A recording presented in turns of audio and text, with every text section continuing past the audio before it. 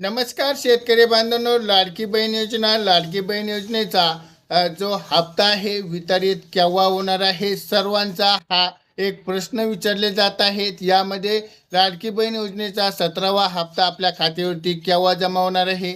आज 13 तारीख आहे आणि 13 तारखेलाही आपल्या खात्यावरती हप्ता वितरित झालेला नाही.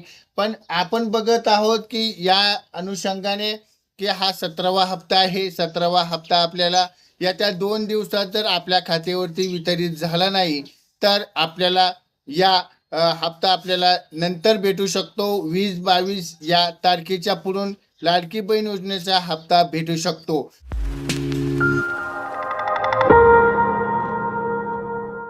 पण या अनुषंगाने बघितलं तर ज्या बाकीचे ज्या स्कीम आहेत, सुविधा आहेत आणि ज्या हे आहेत त्यांचे सर्व हप्ते वेळचे वेळ आले आहेत.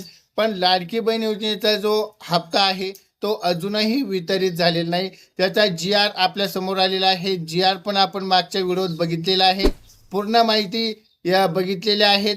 पण बऱ्याच काही लाडक्या बहिणींचा असा प्रश्न आहे की आम्ही जर KYC केली नाही तर आम्हाला हप्ता वितरित होईल का?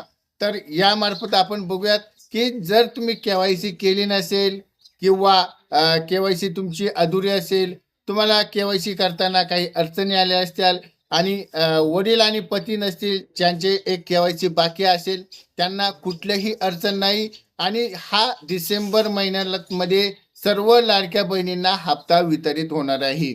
तर आता प्रश्न विचारला जात आहे की लाडकी बहीण योजनेची जी KYC आपल्याला आलेली आहेत, त्यासाठी आम्ही पहिली KYC केली आहेत, पण आम्हाला पुन्हा KYC करण्याची गरज आहे का?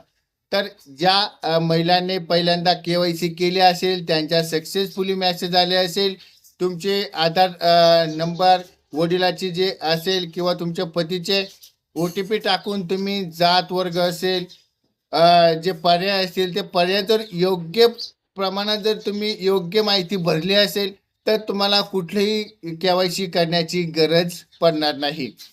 तर यामध्ये तुम्हाला ज्या महिलांना ही KYC करण्याची आहे, म्हणजे ज्या महिलांची चुकी झाली असेल, होय ऑप्शन क्लिक झाला असेल, जात वर्ग चुकला असेल किंवा कुठेतरी तुम्ही अधुरी KYC केली असेल किंवा तुमच्या नातेवाईकाची KYC केली असेल, एखाद्याला वडील पती नाहीत, मग त्यांनी ज्यांचे नातेवाईक असतील, भाऊ असतील, बहीण असतील, यांची KYC केली असेल, त्याच महिलांनी ही KYC पूर्ण करा. बाकीची KYC नाही केली तरी चालेल, पण तुम्हाला ही KYC अत्यंत गरज आहे. 1 डिसेंबर तुम्हाला शेवटची तारीख आहे. ज्या महिलांना वडील नाहीत, पती नाहीत, त्यांनीही ही KYC आता प्रक्रिया पूर्ण करून घ्या. विवाहित असेल, अविवाहित असेल, सर्व माहिती तुम्ही योग्य आणि व्यवस्थित भरा. तुम्हाला एकदाच KYC करता येणार आहे. जर तुम्ही या KYC मध्ये जर चुका केल्या तर तुम्हाला कुठलाही हप्ता मिळणार नाही. जर तुम्हाला नवीन 2026 पासून कुठलाही हप्ता तुम्हाला येणार नाही. तर बरेच काही प्रश्न विचारले जात होते की सर 16वा हप्ता आमच्या बँक खात्यामध्ये आला नाही.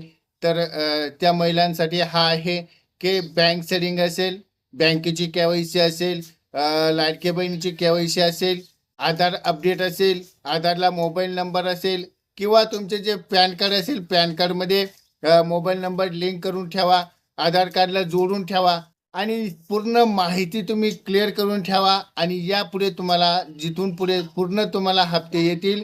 आणि 16वा हप्ता कधी येणार याबाबत आपल्याला कुठलीही सरकारकडून अपडेट आलेली नाही. तर यामध्ये आपल्याला बऱ्याच काही महिला पण विचारत होत्या की सर मला जून जुलैपासून हप्ता येतच नाही.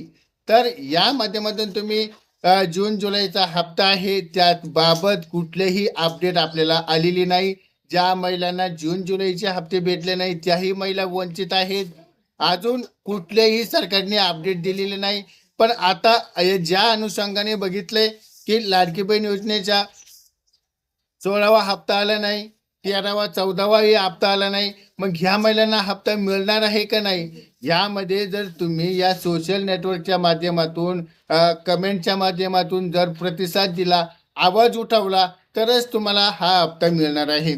तर यामध्ये जर तुम्ही कुठल्याही तुमची आवाज उठवला नाही, कुठलेही तुम्ही म्हटले नाही, नुसतं तुम्ही कमेंट करत आहात आणि कमेंटच्या माध्यमातून तुम्ही लाईक पण करा, कमेंट पण करा.